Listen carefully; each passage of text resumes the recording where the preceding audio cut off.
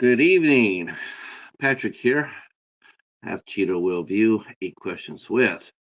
And welcome to the Wednesday edition of 8 questions.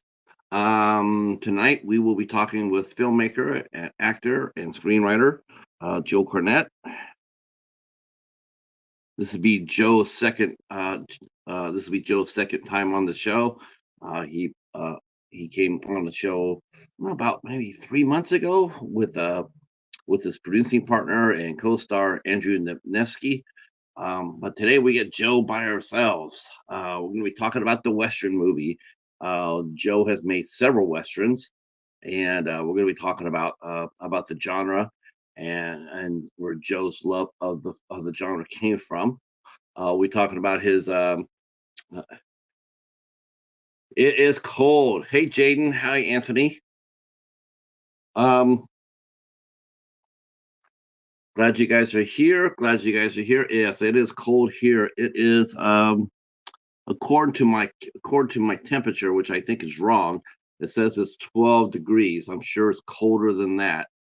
Um, but we're going to be talking to Joe Cornet. He was here about, like I said, about 3 months ago, and when he was here talking about Night of the Caregiver, which was his first foray into horror films. Um, but tonight it's about the Western. We're going to be talking about his two films that he's done in a series. I guess I could call it the Rio Bravo series.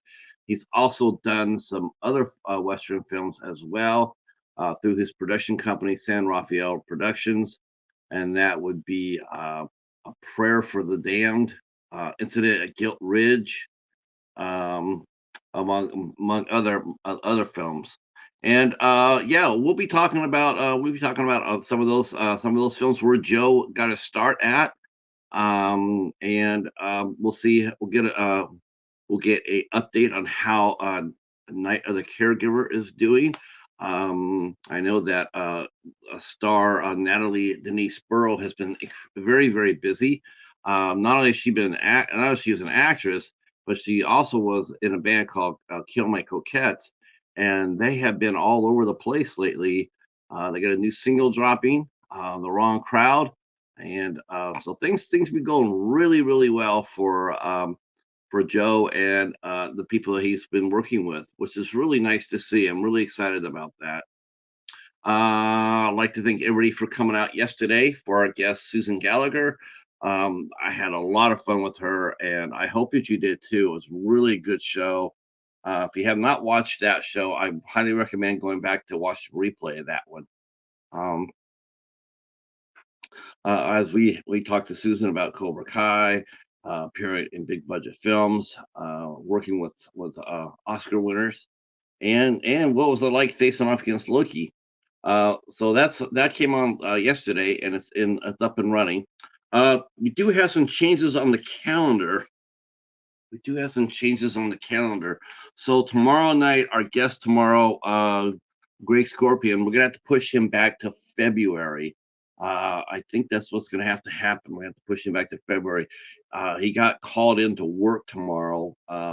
He says that he's sometimes they do that on his job. So, yep. Oh, the doorbell just rang. The doorbell rang. So you know what that means. Whenever the doorbell rings, we go get the guests. So share us out, put your hands together, and those who are coming, thank you for coming in. And we're going to start this party a little early with the mighty Joe Cornet. So here we go.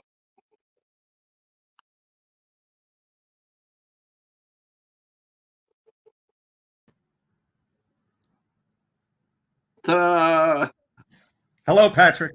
Hey, Joe, how are you? How are I'm you? very good. I'm very good. Thank you for having me. Oh, I do. man, I'm glad you're here, man. We're going to have a lot of fun. Definitely going to have a lot of fun because we're talking about Western movies today. Yes, we Um, are.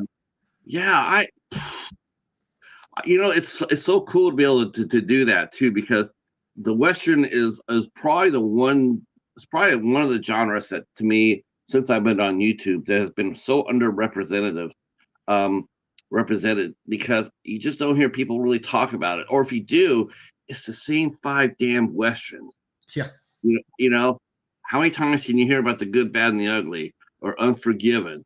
You know, I did a little stream earlier today to help hype up the show, and I was Mhm. promoting, and people were coming in. We're talking about the different Western titles that were dropping.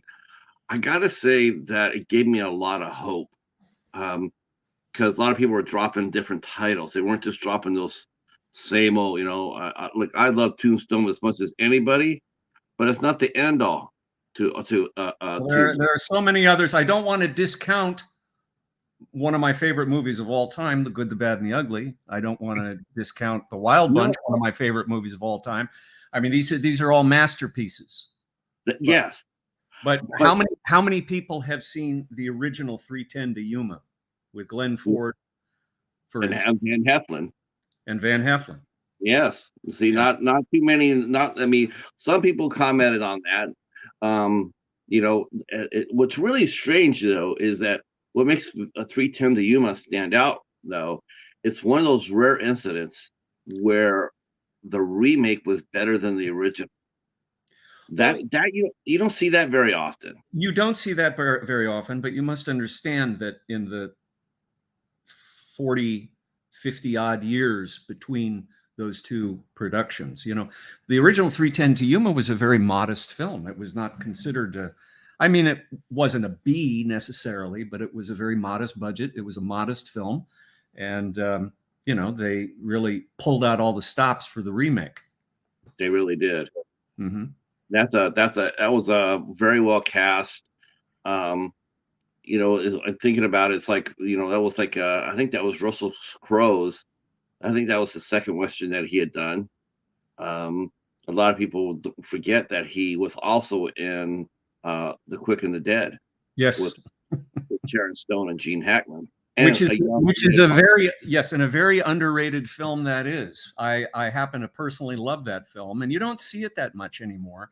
You no, could get it on. I think most recently I saw it again on Tubi or something like that.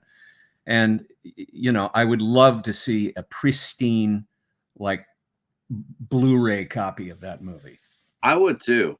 And you're right. I mean, when it came out, it was criticized, Hmm. and it wasn't really well received by the critics, but people loved it. The general public loved it, and for a while there, it was a staple on cable. I mean, good Right, lord, you turn on AMC, and right. they would be running marathons on that puppy. But all that did was help endure the movie and make it into what it is today, which is a genuine cult classic. Hmm. And Hmm. to me, I think that's what's really, I think that's a really good place to be. And Um, and as brilliant as Gene Hackman was in Unforgiven, because he's really one of my favorite parts in Unforgiven, but he's brilliant in The Quick and the Dead. He's so yeah, sinister. He's great. yeah, he has that. He always did play that villain type. The all sort of like the all shucks guy. Like he's laughing, or he's like, Mhm. the where he's getting cord his gun, his $5 gun, and you Mhm. hear him talk, and he's smiling at you, but he's dripping venom at the same time. Oh yeah, It's yeah, Gene Hackman, man. He's still with us too. He's I know. down there in New Mexico.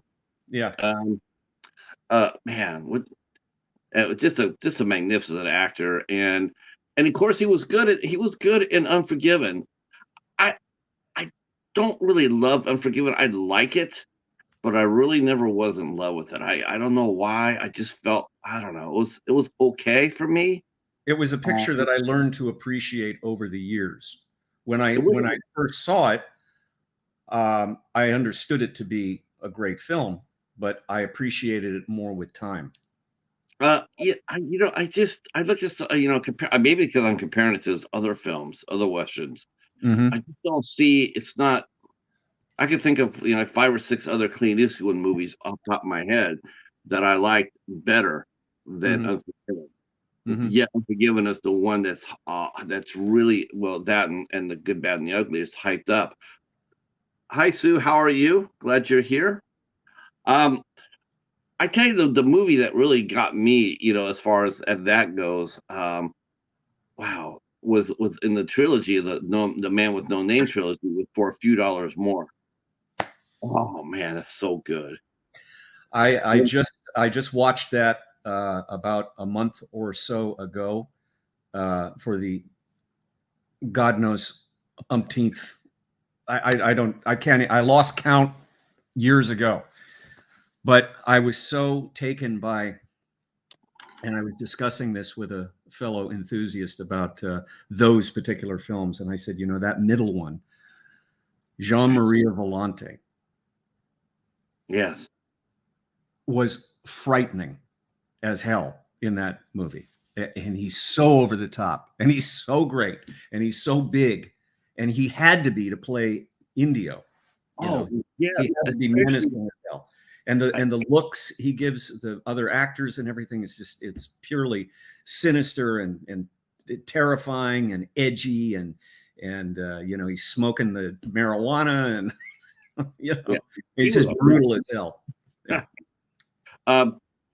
You know, you're right about that. He had to, you know, his kids, he sort of had to go over the top a little bit because even Clint, even Clint himself has said that, you know, and Leone said as well, was that that this was Van Cleef's movie. I mean, Yeah. Clint's character is supporting, not the main. Mm-hmm. And good Lord, it shows you just how good Lee Van Cleef really was. I mean, really was. Lee Van Cleef was great, and I enjoyed him even, you know, in the years leading up to that, because that was really his sort of breakout. And I really enjoyed him when he played character parts, like, you know, he was in High Noon. Yeah. He was in a film with Gregory Peck, The Bravados. Oh, that's right. That's right. And he was in that as the heavy. And, you know, I always seemed to play the heavy. And then he got this Colonel Mortimer character, and then he became this very mysterious and lethal gunslinger. And he occasionally played the heavy again. Obviously, Good, the Bad, and the Ugly, he played the heavy. But he kind of, you know, all the way through, and then he did one of the Magnificent Seven sequels, which is a great movie. It was the fourth one. Yeah, I think they made four. Seven Ride. Yeah. And it's good, and he's very good in it. You're right. I mean, he did go on to play mostly hero parts after that, or authority parts, and he was so good at it too. Yeah, he was. He was. Reed says he says he is excited for us to talk. Thank you so much for coming in, Reed. I appreciate it. Yeah, and feel free to drop some. We're talking westerns tonight. This is going to be like a sort of like semi interview and semi just a chance just to kick it and talk about westerns, because you yourself have made quite a few westerns through your production company, including the Rio Bravo series. And I do say series, or I'm hoping that there will be a third one so we could call it a franchise. That would be very exciting. Gee, what's this on my desk? Oh, I can't show that, but okay. Look at that. We got some inside information already. I can't wait. I can't wait. I absolutely and we're going to be doing a watch party. We're going to talk about that too. We're going to do a watch party for Gunfight at Rio Bravo, which I'm very excited for. It's going to be a lot of fun, and to be able to do that with you, the director, it's going to be very, very cool. Yeah, we're talking. Yeah, that's right. We're Treasure of the Sierra Madre with Humphrey Bogart.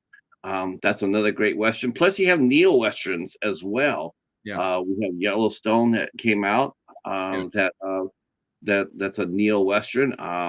Yeah. And I mean, there's so many good. God, I mean, where to even begin? Some of the movies and then TV series as well that painted the road. You know, Clint Eastwood, his No Name trilogy was not his first foray into the western. No, well, he had what, almost 7 years on Rawhide. That's right, 7 years, and so he became a well, I wouldn't necessarily say he became a big star, but he definitely was a star. He was known. He had a name. Yeah, and he had a name. And he has gone on to say that it was on that show that he first got the bug for directing. And he always wanted to direct, and he always was hanging around the directors, and he was always watching and just quietly making notes. And I love with Rawhide, every episode is just so much fun.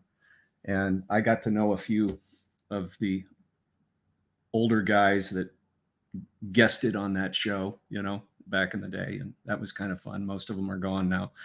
But I love the way the title of every episode, or virtually every episode, is Incident at Something. Yeah.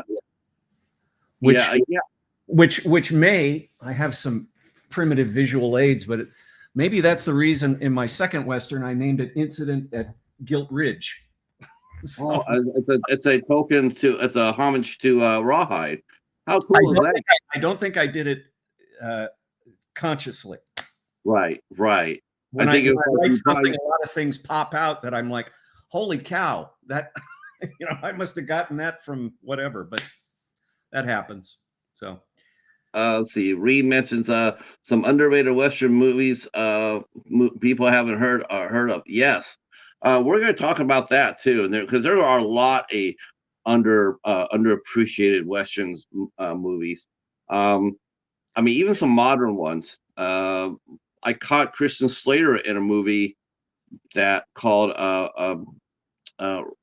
Dawn Rider. Man, I haven't seen that. I always liked him. I haven't seen that. No. I got that at the Dollar Tree. I got that copy at a Dollar Tree, and I'm like, I never heard this. Okay, so I'll go ahead and do that.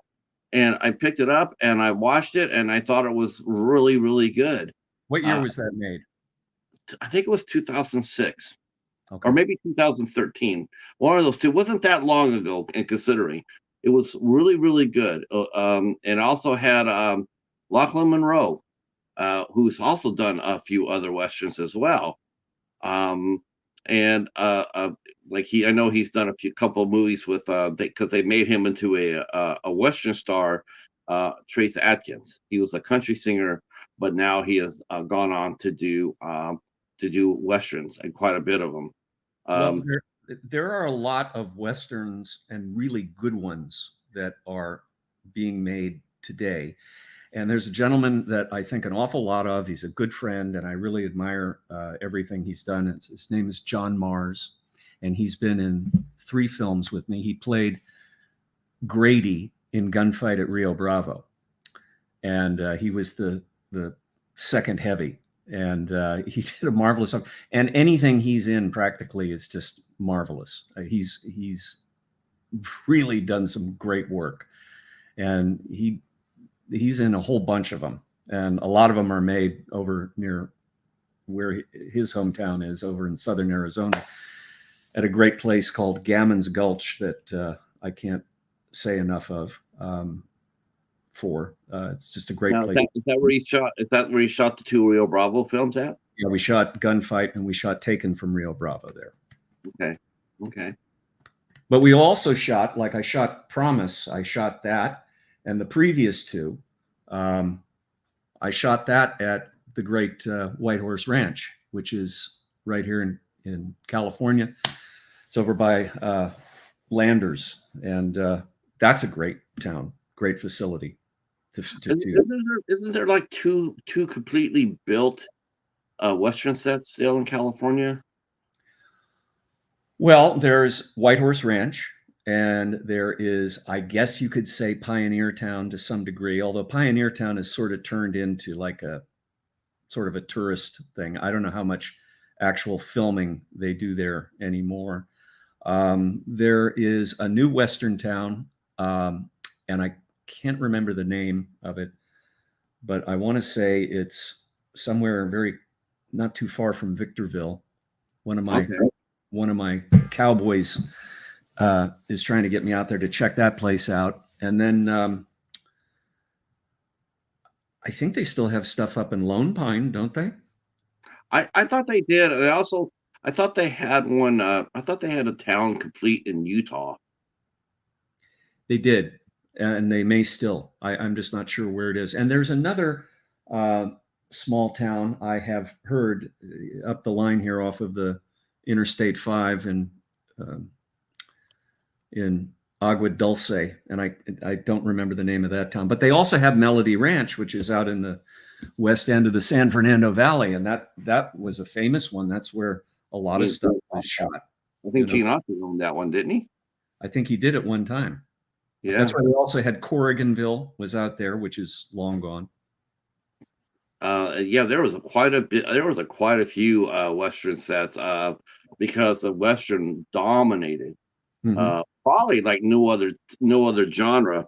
I think the Western probably was most dominant of any time period of TV. I think they said once where there's like 85% of the availability of the prime time hours was filled with a Western, and that also made it because they're also a half hour, so you could literally sit there and watch 3 or 4 Westerns back to back. Yeah, that were 30 minutes a piece. I mean, there was just a ton of them. Yeah. And a lot of them initially seemed to be going to be faded off into the sunset, but during when I grew up during the 70s, they started coming back. You could see a lot of the Westerns that were coming back. That reminds me, you know what? It just dawned on me. Okay, the set you're thinking of is in Kanab, Utah. And it's called Little Hollywood. And they filmed, The Outlaw Josie Wales was partially filmed there. And I was there about a year ago for the second time. I went up for a festival once a couple of years prior to that. And then I went up, I was just traveling through Utah. And most of it is gone, but the basic structures are still there, and it's in an enclosed property, and there's a little museum there and so forth. And I noted that it was for sale. So I think the last film that was made there was many years ago, but it was used a lot. The Rat Pack Western Sergeants 3, that was filmed in Kanab at Little Hollywood. I'm just trying to think of. I would have to go back to some of the films I have, like Dawn Rider or The Warrant, or Warrant. Yeah, that was a fun movie. Neil McDonough getting a rare chance to play a good guy, right? Which is really quite unfortunate that he gets hammered into that because of his morals. Neil McDonough is sort of like a walking Western in a sense. His moral values are very Old West. He's a dedicated family man. His story about why he doesn't get the good guy roles, right? I don't think I know this. So Neil McDonough is just a throwback. He married his wife Mauve. And one of the things that he will not do on screen, he won't. He just has told people that over and over and over. And everybody knows it now. Is that he will never kiss. He won't do a love scene. He won't do a kissing. He refuses. He says he doesn't want to do that. He married his wife. He's not going to kiss another woman. So a lot of times that ends up with him, even though he is handsome for a lead, he could easily be a lead in any movie, because he won't do that. They really can't cast him in those roles, so they always cast him as the heavy, like 85% of the time, even though he's a great good guy. I mean, you see Neil McDonough in your rear lights, and you're gonna be like, ah. But The Warrant, he produced that himself, and he did it with Casper Van Dien. Yeah, I know Casper. Yeah. So that was a lot of fun. That movie was a lot of fun. They went on to make a sequel to it. I have not been able to find a copy of the sequel yet. So I got my eye out for it because I really did enjoy The Warrant, and that's a new Western. I think it came out less than 4 years ago. Yeah. So, well, they're making them, and obviously I'm making them, and I'm going to start another one Yeah. pretty soon here. What was your start? Is in both the love affair with the Western film and and your own filmmaking career. Well, where did you get your start at, Joe? Well, my life journey kind of took me elsewhere for a while, as it so often does. And I did not start off in this. And I, some years back, I got out of the commercial real estate business just in the nick of time. I mean, really saving my ass. And I had always had a lifelong enthusiasm for the Western genre, for film in general.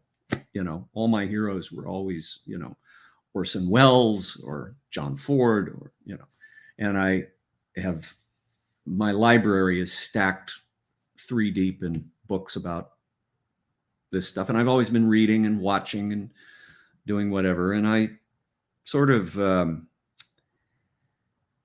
I had wanted when I was younger to get into this, and the way things go, it just didn't happen.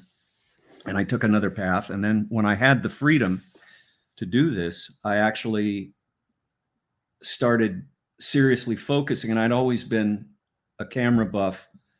And even, back in the day, I always had film cameras, and I was always shooting little films. And I was talking with somebody once, this is quite a few years back, and they said, you ought to do this, what you did years ago, but do it now with today's technology. And I said, well, I'm a film and sprocket guy. I don't know too much about digital stuff. So I spent a long time studying that, and I just studying writing and acting and everything. And one thing led to another, and I met various people, and like everybody, I started making, in most cases, silly little shorts. And, I was so jazzed that I got one on YouTube or whatever, and people watched it. And then one thing led to another. And I knew all these actors,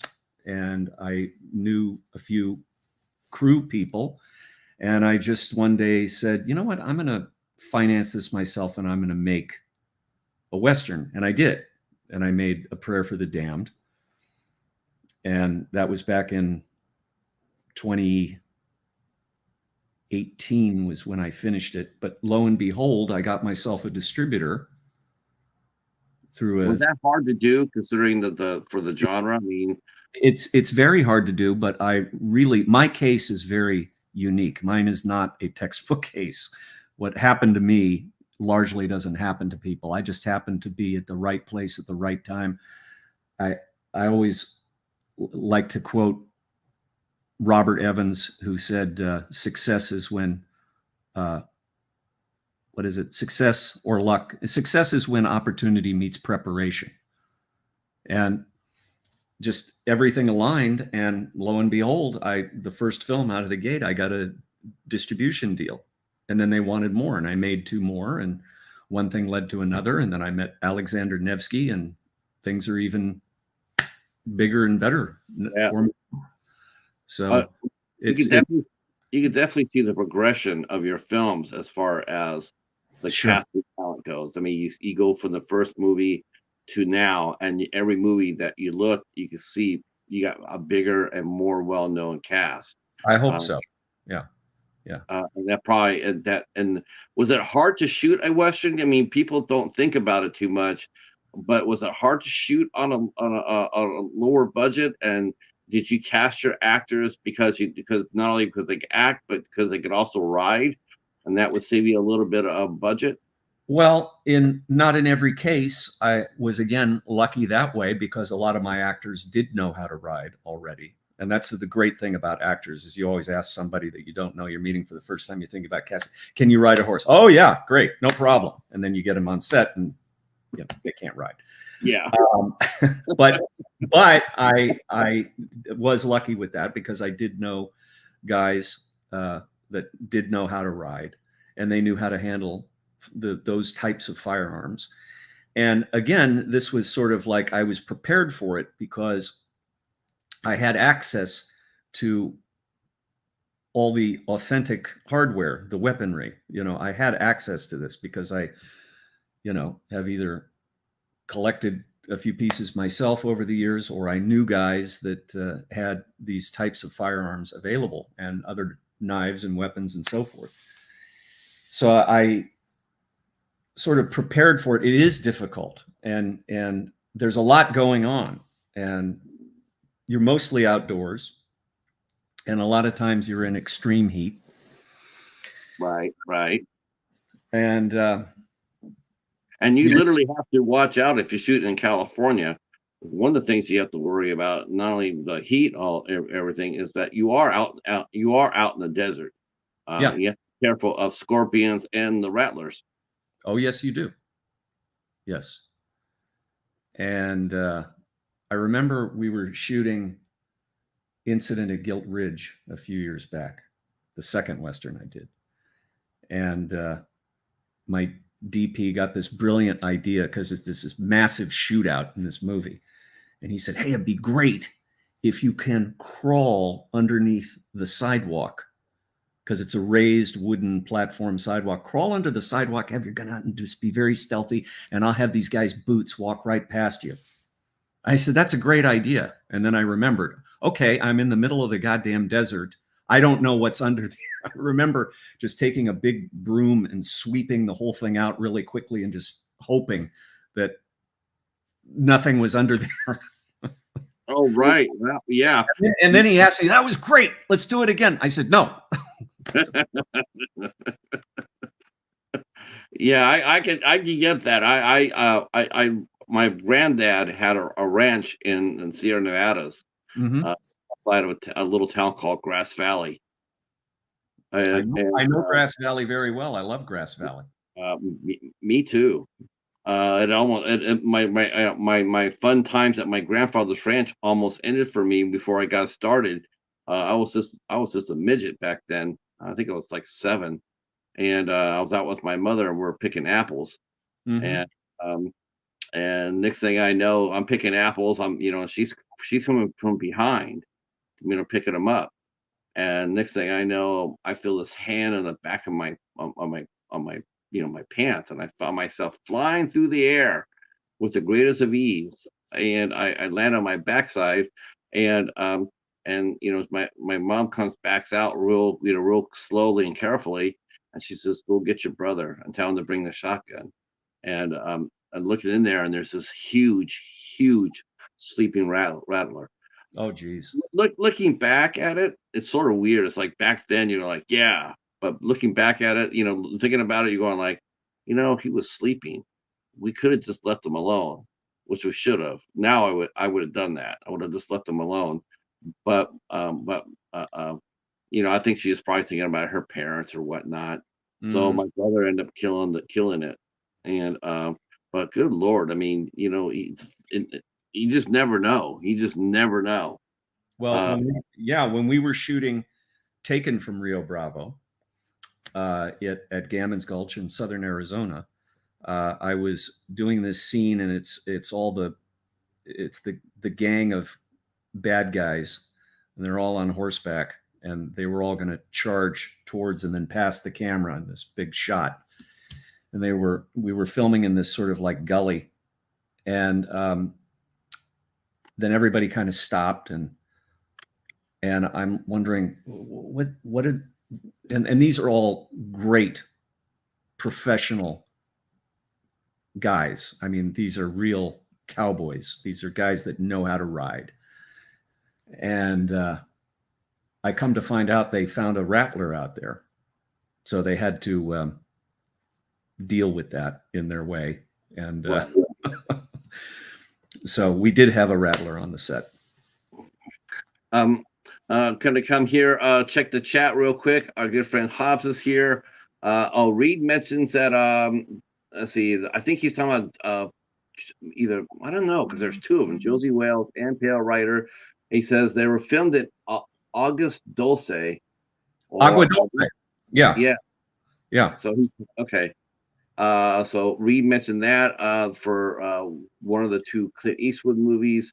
See, Echo is here. Our good friend Hobbs Horde just walked in, talking about his latest craze, the Milpitas monster. Okay, think of the most boringest town that you can think of, like in an urban setting, right? All these towns just run apart. There's no breathing room. I mean, Mhm. you could drive like in Milpitas, cross the intersection and you're in San Jose, right? You wouldn't even know it because it's Yeah. just, and Milpitas is like the most boringest town because that's where it was. It was right next to San Jose, and someone made a movie called The Milpitas Monster, which just makes me laugh because it's like Milpitas is like it's like the sleepiest little coffee town in an urban setting. Um, and we had the same thing happen here in Michigan.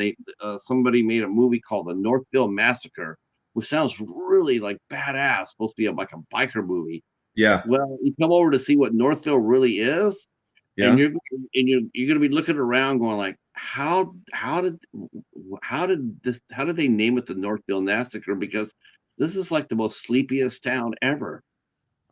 So especially setting. I guess they shot it in a cemetery. That's what I remember reading about it. Okay. Okay. Um, so the first movies, your first westerns. I mean, now it's because this is your first time. And now, had you worked on a set beforehand? Did you do what Clint Eastwood did? Did you go around other filmmakers and take notes and ask questions, or So was it? yes, yes, I did.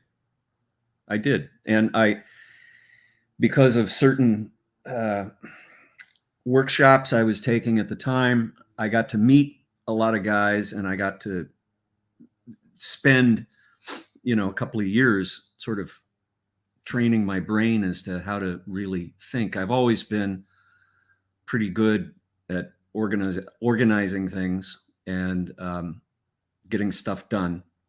Um, so really, it was just a whole new mindset of okay, well, I I know how to be productive and to get results. How do I apply it to this world? And one of the guys I got to mention, and you probably know of him.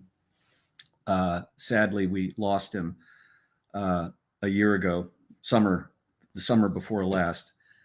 And I was in his workshop for a number of years, and he was a dear friend of mine. Just Clu Gulager, Oh and yeah. and I and myself and a number of my close friends knew him, who were very close to him, and he really was a big influence on deciding to sort of jump into this the way I did. And he was a great coach. He was a great guy to learn from, and I got to know obviously other people, not through him necessarily, but just one thing led to another. So I would meet with these guys. Like I got to know. Do you know who LQ Jones was? Oh yes, Okay. yes. Famous character actor. I got to know him, and he was a very interesting man. I would actually have him read like my scripts and stuff, and he'd sit down in his living room and he'd go through them and he'd say, "All right, here's what you need to do." So stuff Wow. like that was a great help. And Now how did you meet them through mutual friends? in some cases, mutual friends. The way I met Clu Gulager was I I was at a I'd always looked up to him as an actor, and he was just a very interesting looking guy, and he's very interesting performance wise. And this was around, I want to say early 2015, and I was at the New Beverly Cinema in West Hollywood watching a 70 millimeter screening of Once Upon a Time in the West. Mm, And this is the theater that is famously owned by Quentin Tarantino. And he runs his own programming and he shows what he wants to show, and he only shows film. And I was in there And in the lobby, there was this stack of cards and these big sort of cardboard flyer things. And I picked it up and I looked at it, and it said Clu Gulager's Film Acting Workshop. And I thought, this is interesting. And this is when I was sort of pulling all this together. And the next morning, I called the number, and I got Diane, who's his daughter-in-law, and we talked for like an hour. And I took the class like a week or two later, and I was in it for several years. So that's how I got to know him. And he was a hoot to hang around with. We'd go to coffee shops late at night and talk about all kinds of things. And what a great way to get I mean, what a great way to learn the business, though. Well, yeah, because he'd done everything since the mid 50s. And he kept working for years. I mean, he was so great. He was such an inspiration. That man was just such a big inspiration to me. But he kind of did encourage me, and he would call me every now and then, and he'd say things. I love seeing what you're doing.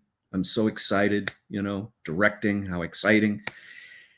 And the last time I heard his voice, I was shooting Taken from Rio Bravo. And he left me this rather long voicemail. And I was on set, and we had a break, and I go, "Oh, Clu called." And it was very nice. He said, I think you're in Arizona filming. I'm not sure, but I hope you're having fun. I wish you a good shoot, and on and on. I saved all of his message, or as many as I could, but that one in particular. And that was just, and I played it for a number of people on the set. I said, "This is a good omen." Right. Best of luck and well. So yeah, but he was amazing, and LQ was a lot of fun, and I got to work with Don Murray in a film. Oh gosh, Don Murray. Yes, I remember him too. And his son Sean Murray, he's composed. Oh, Sean Murray is Don Murray's son? Sean is Don's son, and I'm very close with Sean. He's one of my closest friends, and we've done 3 films together. He did the score for Taken, he did the score for Gunfight, he did the score for Night of the Caregiver. That's right. And he's a great composer, but I often tell this story because it's so funny. Okay, so when I wrote the movie Promise, there's a character that I wrote to have Clu Gulager play, but he just really didn't want to do it. I've had him on my sets before. That's what's so fun. And that was great, but I could never get him back in front of a camera. And only Tarantino was able to do that in Once Upon a Time in Hollywood. Right. And but he was super cool to have on sets. But anyway, he said, no, find somebody else. I don't want to do it. So then by that time I had known LQ Jones. And so I was working on him, and he was very kind to me, but for some reason I just couldn't nail him down. It happens. And so I thought, oh, what am I going to do? I've got this part for an older guy, and it's this very important key 3 scenes in the movie. And I was drinking at our watering hole of that time with Sean Murray one evening, and we were talking about his dad in he was in one of the Planet of the Apes movies. I had just seen it, and we were talking about his dad in that movie. And he looks at me and he goes, "Hey, I got an idea. Why don't you just ask Dad?" And I'm like, "Your dad?" Wow. And he goes, "Yeah, no problem. Here's the home phone number." And I'm like, "Come on." And he goes, I'll email him the script tomorrow." And I said, okay. And I figured that would be that. 24 hours or less later, I get a call. Hey, Joe, it's Don. And I'm like, Don who? Oh, shit, Don Murray. That's some potent potables at the watering hole. and he said to me, he goes, I read your script. I said, and my internal voice said, that quickly? I said, really? And he goes, yeah. He said, I love it. When are we starting? Oh, that's awesome. So that's how I got him. But he was another one where, you have him on your set, and during all the downtimes you have on set, you sit down and you talk to Don, and you just learn, Yeah. I came to Don Murray. How I know him. Oh, let me catch up with the chat. It's rolling here. Let's see. We're Mel Petus. We're talking. It says, we got a couple questions for you, Joe. It says, do you work or enjoy spaghetti westerns, or is that a non-thing anymore? That's a really good question about spaghetti westerns. I mean, I think people think, well, don't you have to be in Italy for that to be a spaghetti western? I don't necessarily think it does. I think it's a type of. I think what really defines spaghetti westerns, I don't think it was Sergio Leone. I think it was part of it, but there was Sergio Corbucci. There was a whole host of these guys. The great. I have some visual aids here, but I didn't bring this one out. You've seen the movie Hanny Calder with Raquel Welch and Robert Culp. Great movie. Great music score too. And that is a Euro Western, because that was produced by a consortium of, like Germans, Italians, and Spanish and so forth. So a lot of these movies that were made from the mid-60s through the mid-70s weren't specifically Italian necessarily. They were all these different disparate groups of Europeans who were almost constantly at odds with each other, because you had German actors, you had Spanish actors, you had Italian actors, you had English actors, and they all spoke in their, native language, and everything was looped. Yeah. But the spaghetti western, yes, the spaghetti western is huge to me. In fact, I'll show you a couple of things. When I was a kid and I was exposed to westerns, it was always Gary Cooper. It was John Wayne, that kind of thing. And then I saw on a network television broadcast of A Fistful of Dollars.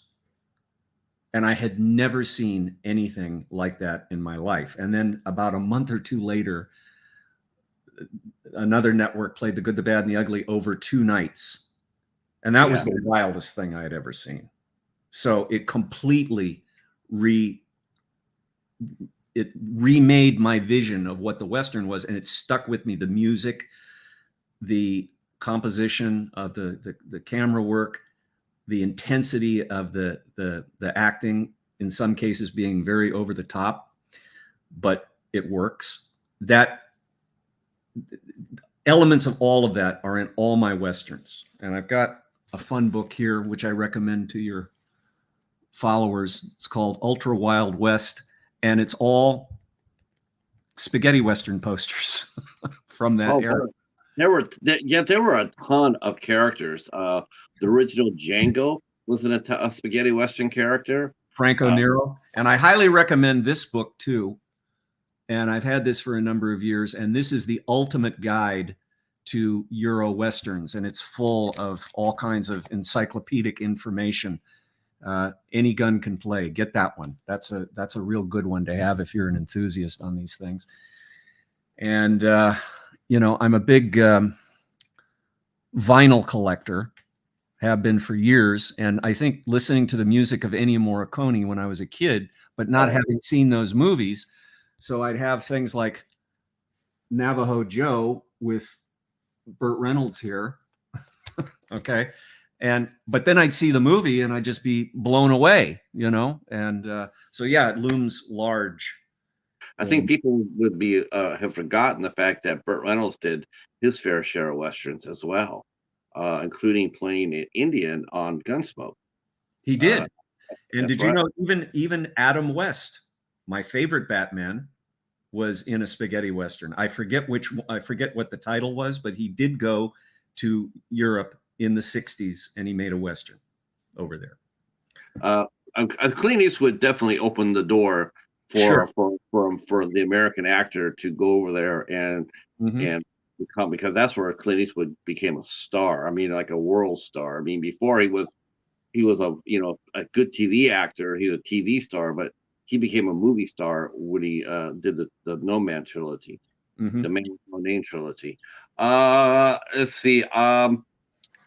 Let's see. Hobbs also says any influences from Bone Tomahawk or other film rep influences.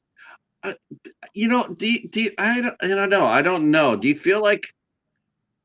Do you think people could get influence from Bone Tomahawk? I mean, Well, that was a such strange movie. it was such an oddity. And I'm a huge Kurt Russell fan. I think Kurt Russell's great. I think he's great in that movie. But that movie took and I knew this going into it, but it took such a bizarre turn. Okay. Yeah.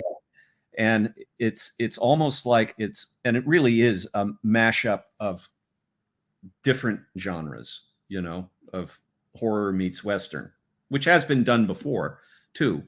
But a lot of mine are mashups. I mean, Gunfight at Rio Bravo and Taken from Rio Bravo, they're both like, if you were to have great action from the classic period of action movies in the 80s and the 90s and combine it with a spaghetti western, that was sort of what I was trying to do, really.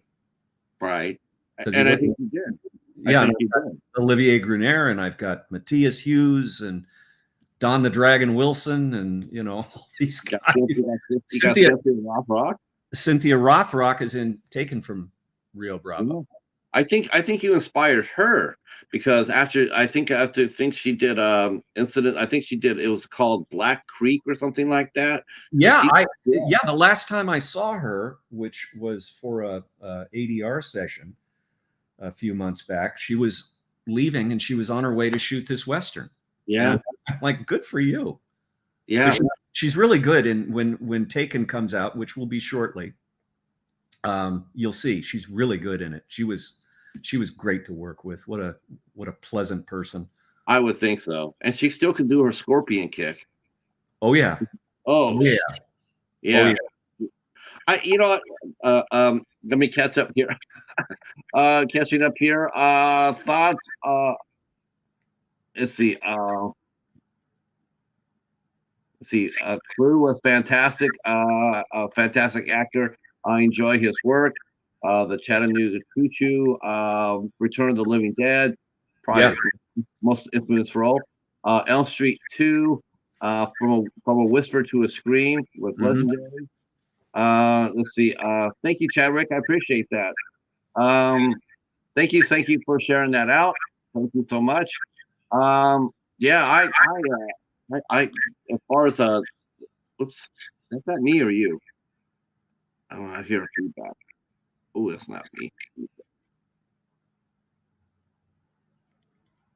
I've got, is that audio? I'm clear on this end. Okay.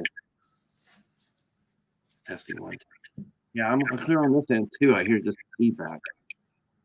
Oh, that's weird. Hold on here 1 second. Let's see if I can. Maybe it's my microphone, because it does sound like it's from my end. Hold on 1 second. Okay. Testing 1, 2. Okay. It's a little bit weird. I can hear myself talk when you're trying to talk. It's like, it's coming back at you. Yeah. Do you have your sound? Do you have your sound up, Joe? It's at the normal level that I usually have it. Yeah. When when I do these things. Yeah, StreamYard is such a pain in the ass. Yeah, you're clear. Okay. Okay. Let me back out and come back in just in case it is on my end. Okay. Right now, you're coming through fine here, but you don't hear any feedback on my from me? I don't hear anything on this end. Okay.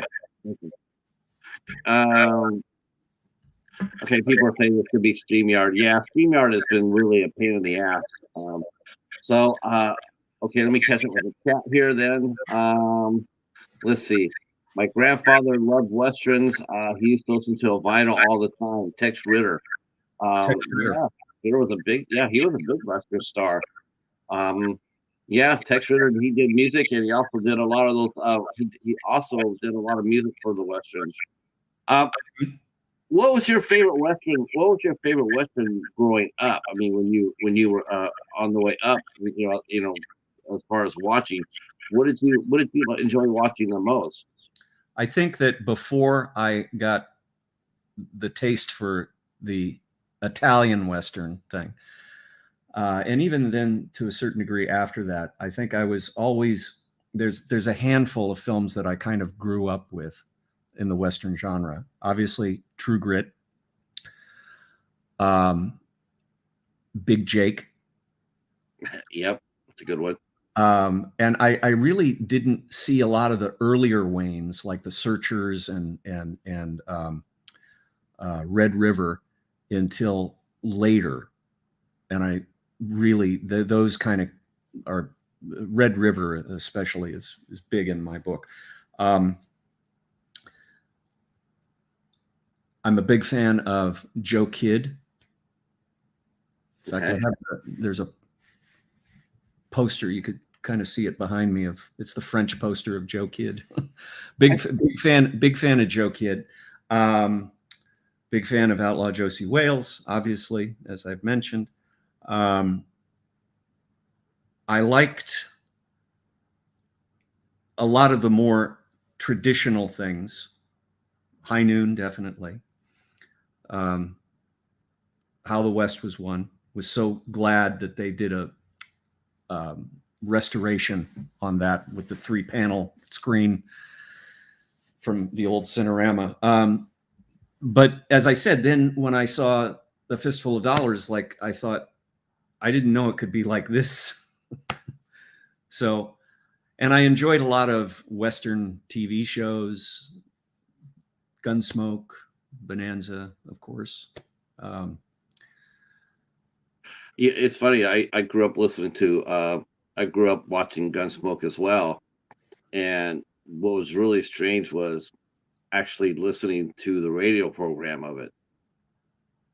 Yes. And being blown away by the radio program of Gunsmoke is hella better than the TV version. And as I recall, the radio featured William Conrad, didn't it? As Matt Dillon. As Matt Dillon, yeah.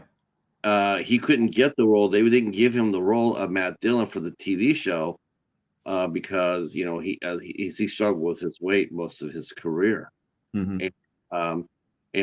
But I'll be honest with you, Joe. I really had never listened to any Gunsmoke radio shows until maybe like 3 or 4 years ago, and then I heard it, and I was just blown away with just how freaking good it was. Mm-hmm. And it was violent. I mean, it was not pretty. The only thing I think it kept it from being a true classic was they did have a small company of actors on that show, mm-hmm. and you just heard them too often, and they were in every show, playing different names, but they're the same people, and that's sort of that. If you try to do a binge listen on that, you pick that up right away. It's like, oh, this guy again, he was the bad guy last time. What, it's like, you wish that they could have just had a little bit more variety in the cast, but it doesn't take away from William Conrad's performance. And William Conrad, he also appeared in The Origin of Paladin and Have Gun Will.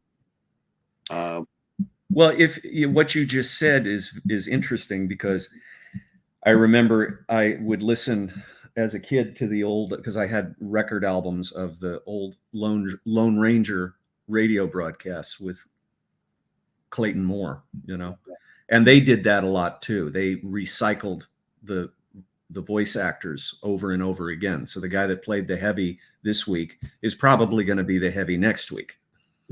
And the damsel in distress that the Lone Ranger and Tonto save is probably going to be the same chick that it was this week, next week, you know. Right. Right. Yeah, it's sort of hard. It's sort of hard to get into the flow of the show, but you know, it's great if you go turn it on there and listen to a couple of episodes and then move on with your day.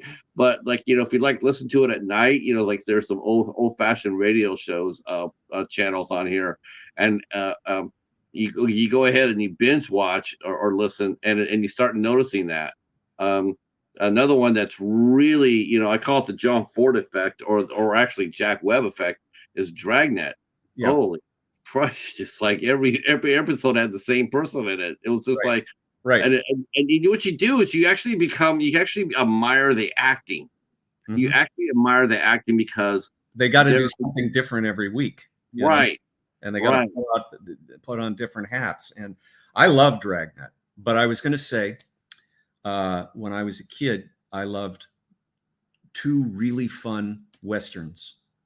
And I say fun because they were comedies, and I still love them to this day. And that's The Paleface and Son of Paleface with Bob Hope and Jane Russell. Right, right. And those movies still bring me great delight to this day. Yeah, you know, Western comedies. I mean, you know, the comedies trying to fit comedic elements into Westerns. And, you know, of course, you got Blazing Saddles, which is probably the most great. It is great, but man, I gotta tell you, as much as I love the first 3/4 of that film, yeah, man, I hated the way it ended. Oh, I just thought it was just sloppy and lazy. I just like, you mean it was funny all the way, and then I mean, I don't know why, I don't know how, but the ending of that just like when they spilled over onto another section. Yeah, it was like, you know, they broke the fourth wall and everything. It was just like, up to that time, it was just absolutely as fun as hell to watch.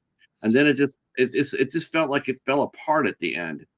And I was just like, wow, I was just so disappointed with that because, you know, at the time it was hilarious.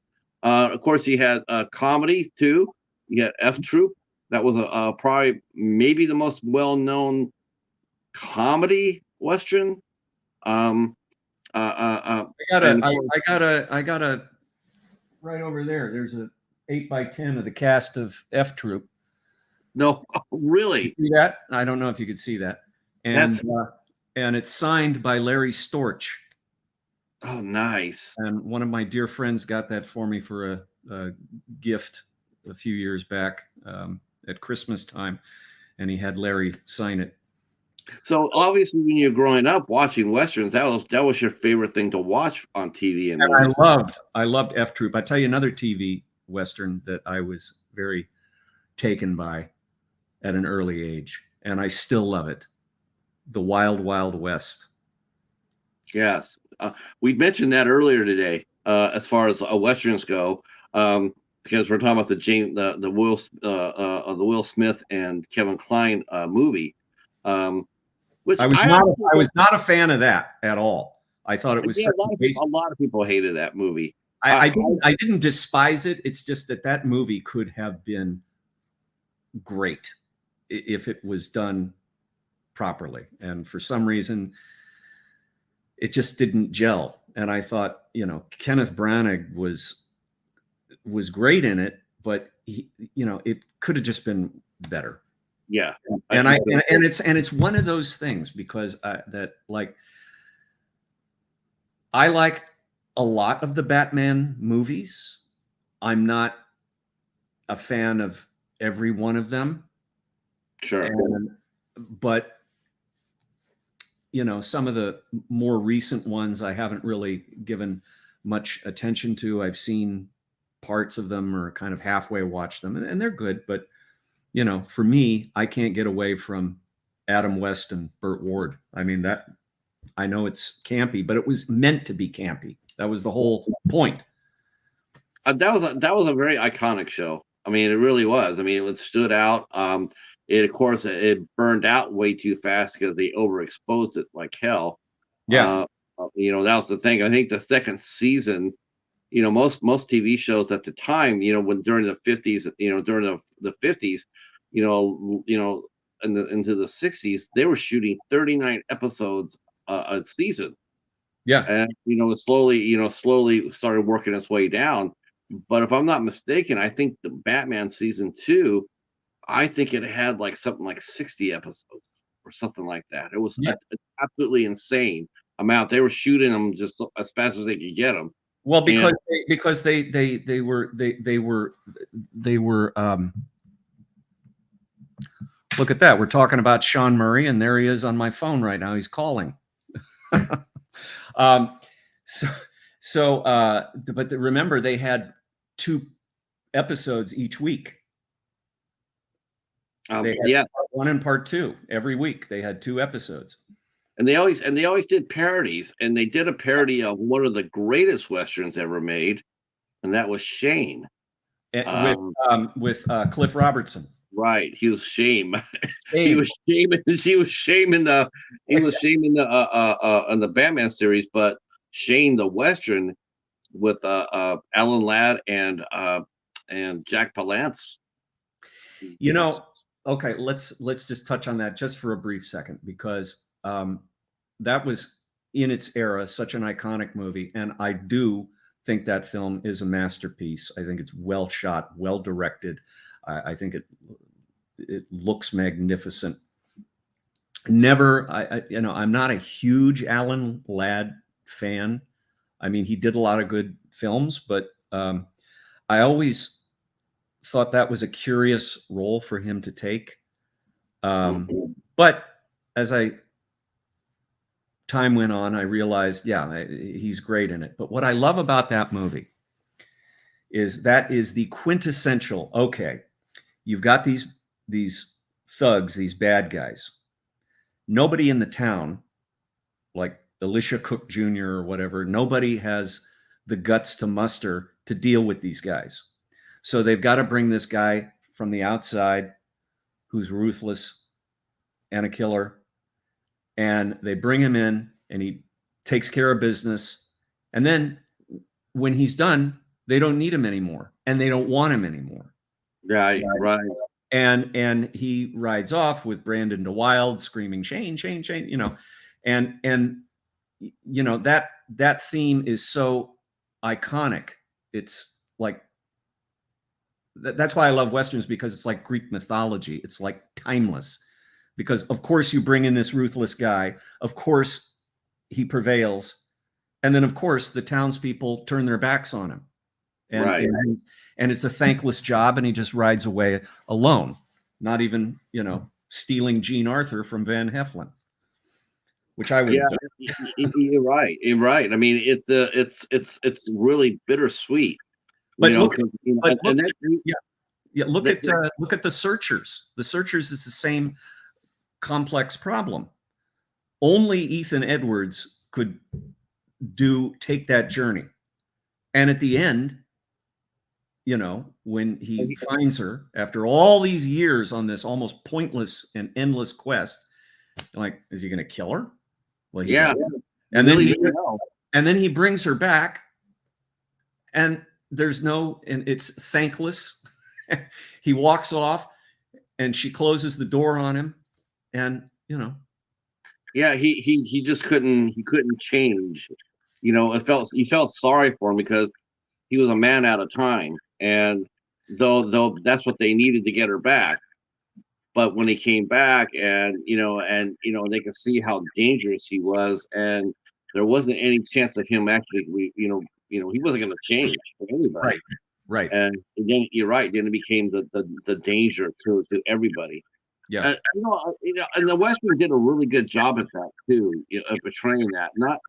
Not everybody the old Westerns used to be white hats and black hats, but even in the 50s going on forward, that changed. It wasn't so simple anymore. Like Gene Autry, or the Lone Ranger. It wasn't as simple as that.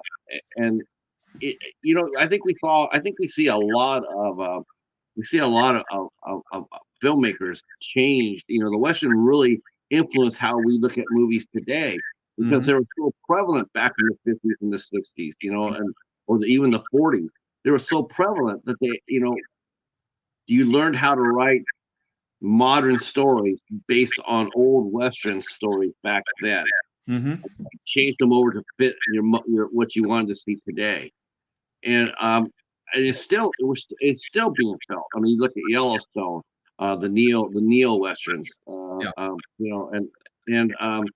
there's other. I mean, and the Western has always been here. Sometimes it sticks its head up, and sometimes it doesn't. But it's still underneath all the current of filmmaking. The Western still prevails. Well, how many times? Yeah, how many times in our lifetimes have you heard or read an article or something about, well, Westerns are dead? Oh gosh, too many. Westerns were supposed to be dead in the 70s, yet some of the greatest Westerns were made in the 70s. Definitely. Everyone said, oh, Westerns are dead. And then you get Outlaw Josie Wales. And you get The Long Riders. I think that was 79, wasn't it? Right. Yeah. Hell, you got John Wayne's some of his best movies. My favorite John Wayne was The Shootist. Magnificent film. When you talk about this is an interesting transition here, because when you talk about the different stories and you remaking the stories over they did this in the 50s and this in the 60s, and you talk about, okay, so the iconic gunfight at the OK Corral, which has very little to do with what actually happened there, because the real gunfight, as you probably know, was not at the OK Corral. It was on that side street, and I can't think of the name of it. My buddies down in Tombstone will correct me, I'm sure. But, Kirk Douglas and Burt Lancaster were great, but this was, you probably have seen this. I don't know if that's Hour of the Gun. James Garner. And that's an interesting reinterpretation of it, because the climax is not the gunfight. The climax is like what happens after the gunfight. So it starts out, the gunfight goes quickly, and then it's all the stuff that happens to these characters after that event. And it's, again, it's not necessarily historically accurate, but you're dealing now with, Jason Robards clearly has TB, and, in that great last scene between him and Garner, it's a powerhouse. And I love that movie because of the reshaping of that myth. And it was, it was the same director. It was John Sturges who did both. It's and you can see the influence too on Kurt Russell, as he directed Tombstone, and he made the same. He made the point of doing the same thing. Everybody remembers the gunfight at the OK Corral, but I appreciate the fact that he didn't make that into the final fight. Too also didn't do that. It happened in the middle of the movie, and then we see the fallout, and then the vengeance. Also, he got into, what were these guys doing here at that particular time? How did they get here, and what were they up to? He deals with a lot of that. And I think what's really cool about the modern Western, if you look back at it, back there, the gunfight at OK Corral in the 50s and the 60s, even though the white hats and black hats were slowly becoming, less and less prevalent, but still, for the most part, there was good guys and bad guys. And I think what really is interesting is how the modern Western sort of deconstructs the legends of some of these characters. Like they weren't always nice people. I mean, in fact, some were actually straight up killers. I mean, look at Tom Horn. He was a lawman before he became a hired bounty hunter. And there was a lot of that. Let's see. Somebody just came in here and said hello. Hi, Eden. How are you? Glad you're here. Hey, Dylan. Thank you for coming in. Hi, Katie. How are you? Thank you for that, Hobbs. Yeah, I hope you guys are enjoying this one. I'm enjoying this one as hell. Like, this is fun. This is so much fun. This is, like I said before, this is a genre that doesn't get this sort of I've been on YouTube for almost 3 years, and this is a genre like I've never heard anybody do what we're doing now. No, As far as taking the Western for a ride, and I think it's really cool. I think it's really fun. But I do want to switch over because I really do want to talk a little bit about the Bravo series please. because that would be yeah, we got to get into that. Um, so let's talk a little bit about that, Joe, and tell us where did the idea for Gunfight at Rio Bravo? Where did that come from? When I first met Alexander Nevsky several years back, um, I wanted us to work together. I was certainly familiar with him. I pitched him a Western treatment I had written, and he liked it. And then we further talked and discussed, and we both wanted certain things tailored to our particular images, and we came to immediate agreement. And he's great to work with because he's really besides being a great businessman and Alexander, great you guys are so formidable together. But he's very creative, and he's very artistic, and he's very good at composing stories and so forth. And so he said, could we do this? And because he wasn't a Western movie guy, he's an action hero. Right. And I said, yeah, that could be really interesting. And so Craig Hammond, who wrote the script, came up, worked on this idea with Alexander. And so we had this, like I said, it's a combination of great action fun from the heyday of the action film era meets spaghetti Western or traditional Western, whatever you like, to some degree, a bit of both, really. And and it's all there. And I thought, well, nobody's really doing anything like this kind of mashup, and by God, it works. And we had a tremendous time. It's one of the most pleasant shooting experiences I've ever had. It shows. It shows on screen, and it's fun. And Alex and I have several scenes together that I think are just fun to watch. And he's got a lot of standout scenes in Gunfight. But wait till you see Taken from Rio Bravo. I think he's even better. And he's great anyway. But it's fun working with him. But he's got some fantastic moments in Taken from Rio Bravo, which you will see when the film premieres. But that's how that began. And before I knew it, we were flying off to Arizona to shoot the thing. And there we were for a while, and we got it done. And now it's out. And then we did the horror film. And yeah, Night of the Caregiver has really done very well for you guys. Yeah, it was another great film, and I was blessed with some great people in that. Natalie is fantastic in that. Yes. Natalie Denise Sperl, and Eileen Dietz is amazing. And now, I agree. I mean, that movie came out, and people really embraced it. I know a few people in our community have talked about it. And really enjoyed it.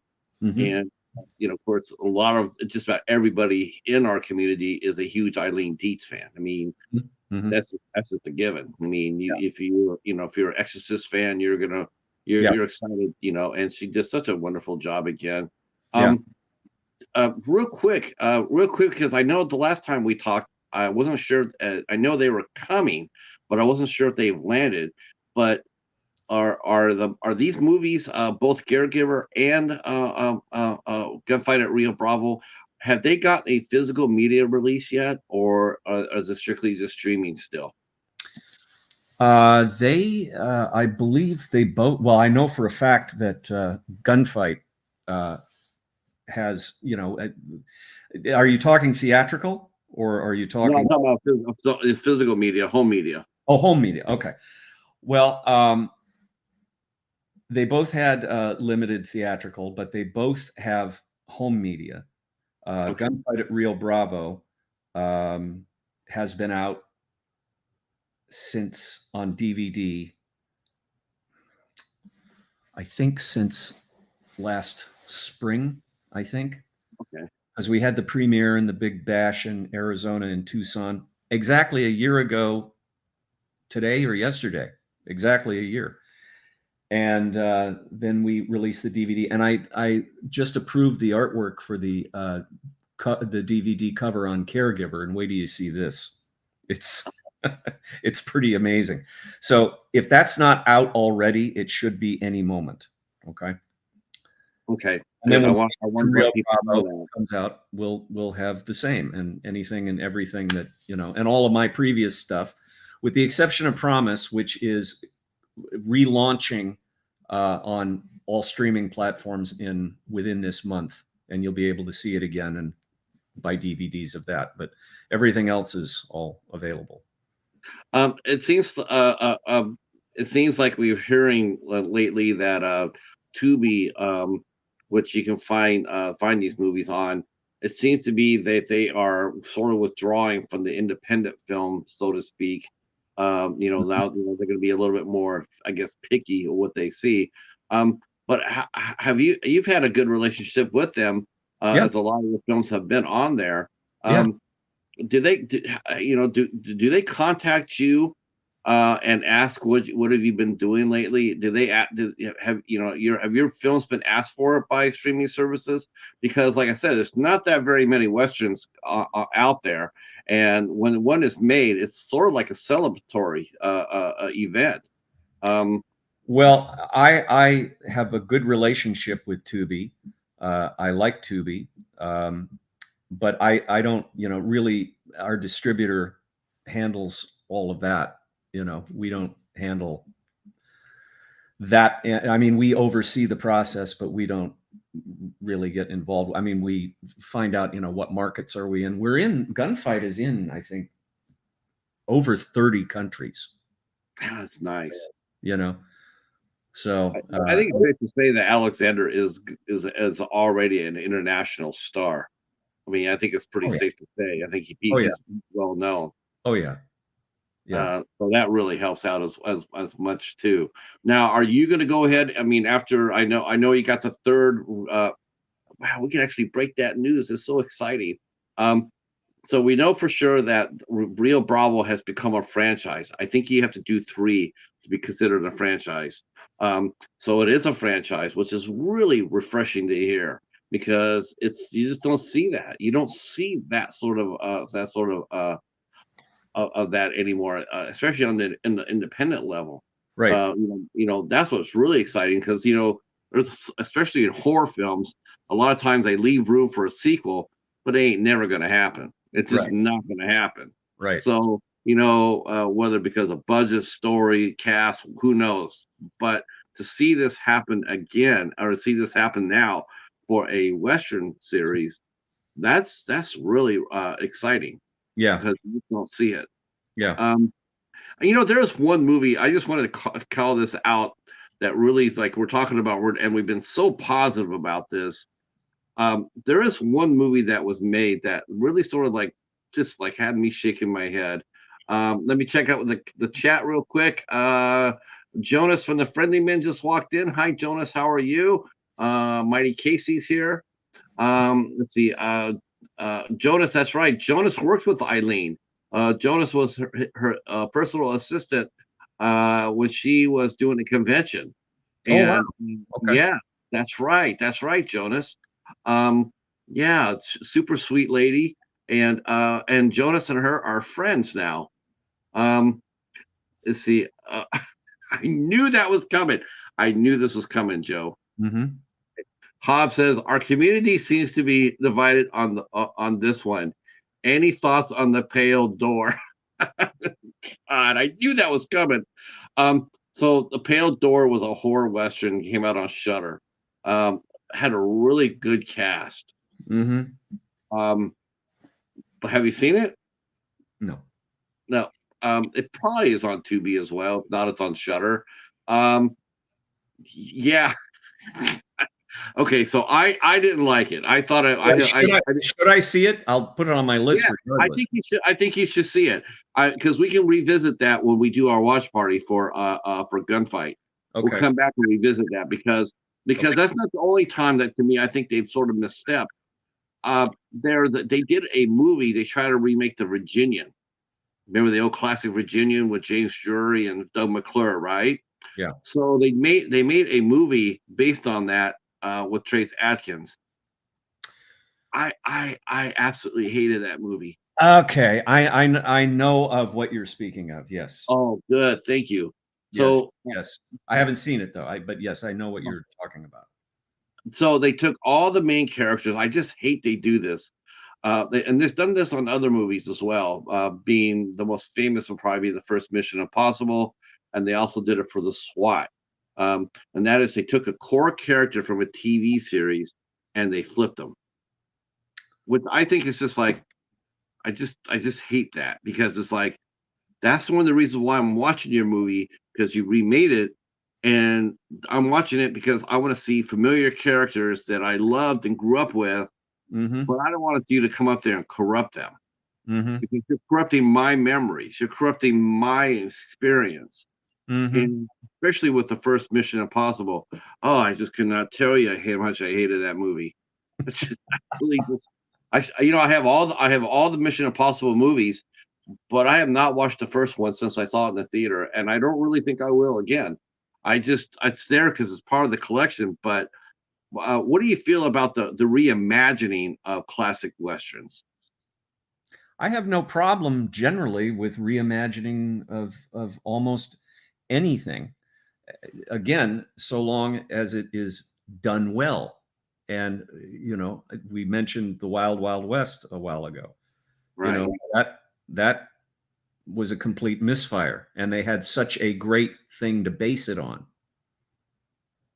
I mean, probably they should have brought Robert Conrad back. Right. Yeah. Why not? They couldn't bring No. his Get sidekick, back. Ross Martin, unfortunately. But yeah, so Yeah, they did the Virginian. They switched the character of Trampus. They made him into a gunslinger. Um, main boss of the ranch became a greedy land baron, and it was. I mean, I went in there. I was just so sitting there with just watching this with my mouth open. I'm going like, why? I just couldn't understand that. It's like you're bringing back a property that people really love. That's a memory for them. It's like you're making a and you're treading on that. You're hoping to get that audience to watch the movie because you called it the Virginian. yeah. And then when the people do watch it, I don't think they're really going to like it too much, because a lot of people remember Tramp as one of the heroes, and now you made him into a cold-blooded killer. And it's just like I think for a lot of the older audience who you're marketing for, like I would not be surprised to see that a lot of your audience for Rio Bravo is skewed slightly older. Yeah. At least for the first one. I think for the second one, I think it definitely will skewer. It will skewer more younger, because it's like I said, the Western is more hot. It's hot right now. I think Yellowstone has done a lot for that. Mm-hmm. As 1923, I think that helps. Mm-hmm.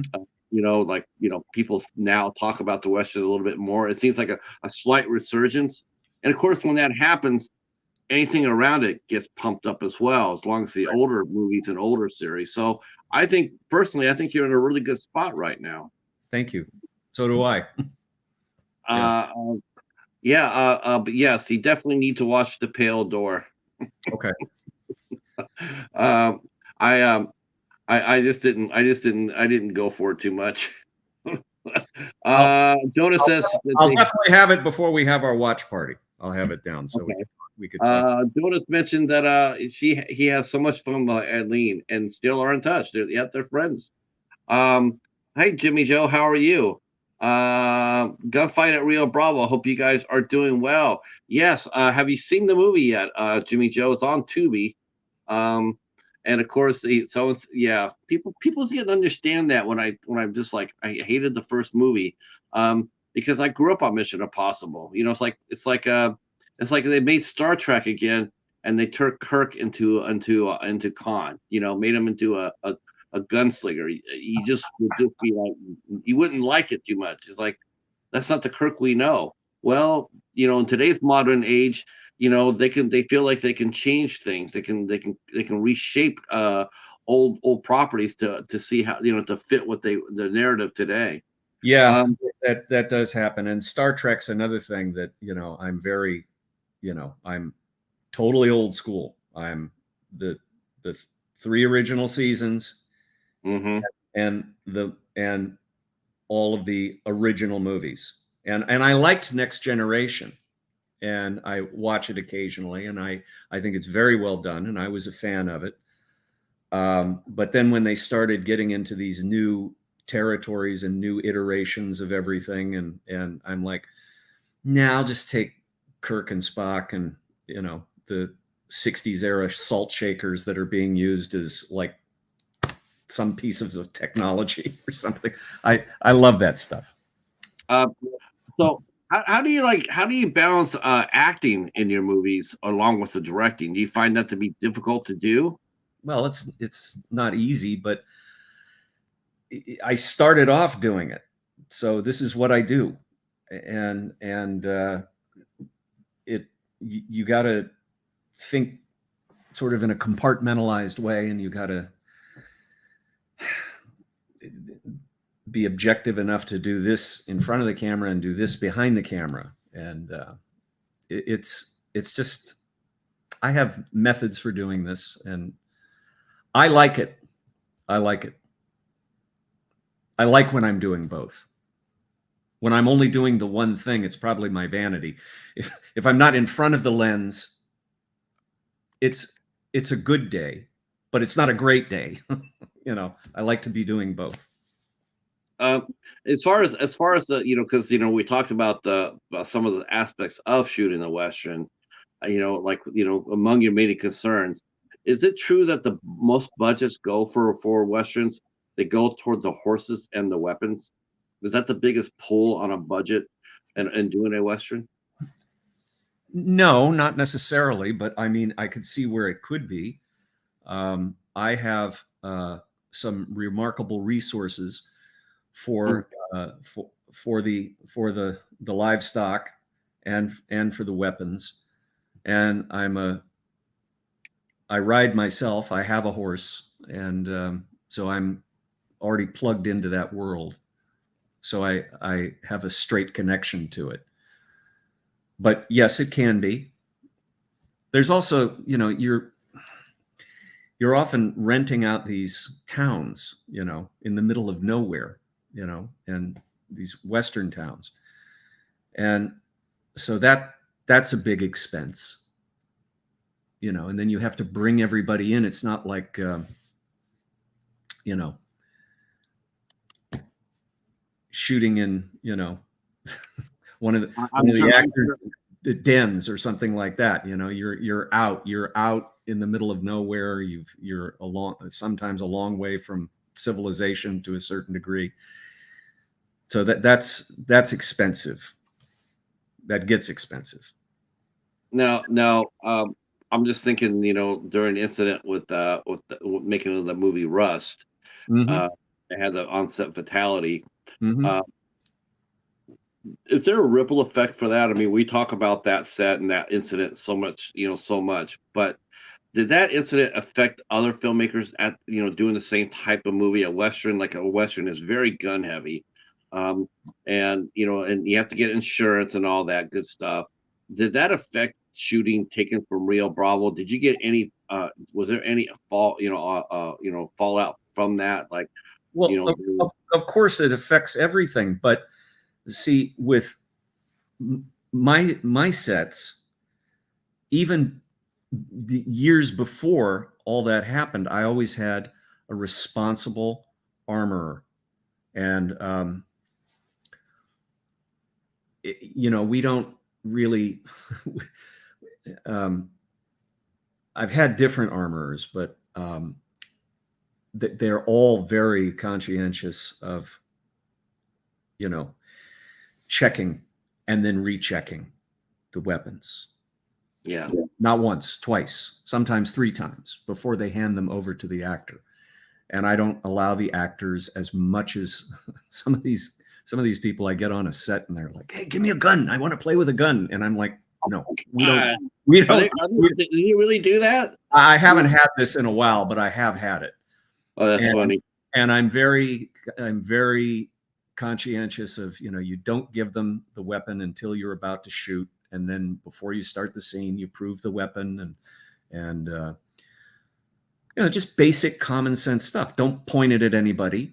Don't, you know, fool around with it. Don't play around. You know, just go do your work, and then the scene's over, and then you surrender your weapon back to the armorer, and everything is all locked up.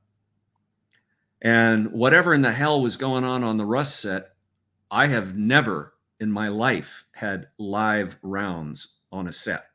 Oh, that's just crazy. Ever. I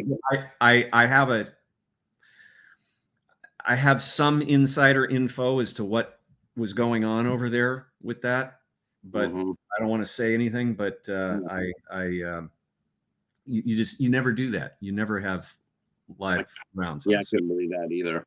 But speaking of guns, I'm going to ask you a fun question, put you on the spot as we get ready to close out. So, gunfight, who's faster, Vernon or Ivan?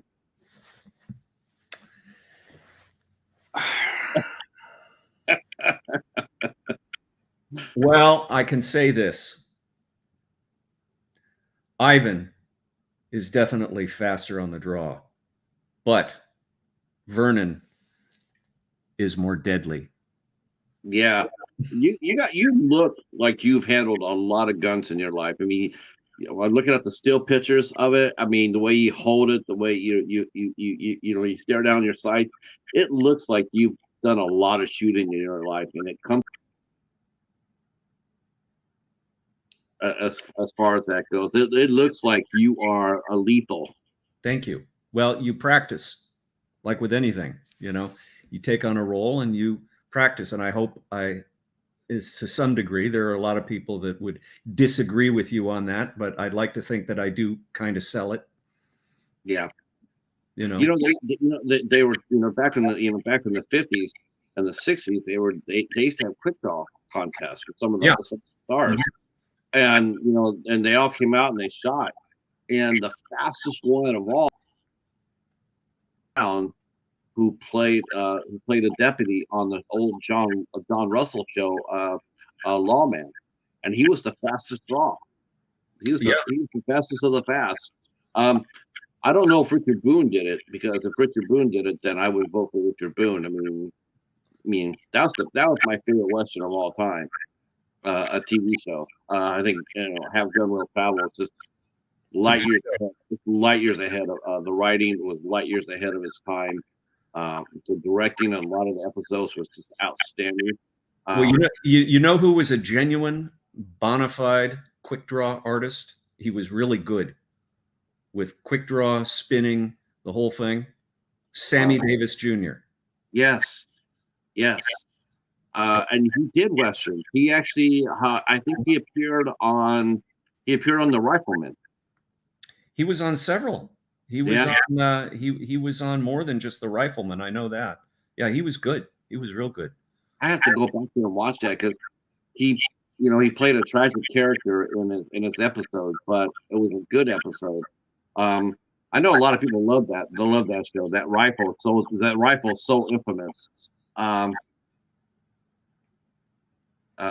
Lucas McCain's rifle. Man, that was a badass gun. I tell you what, Joe, we're going to be coming back here as soon as we figure out a good date. Okay. And we'll talk about. We're going to do a watch party here on the channel. It's going to be and we're going to watch Gunfight at Rio Bravo.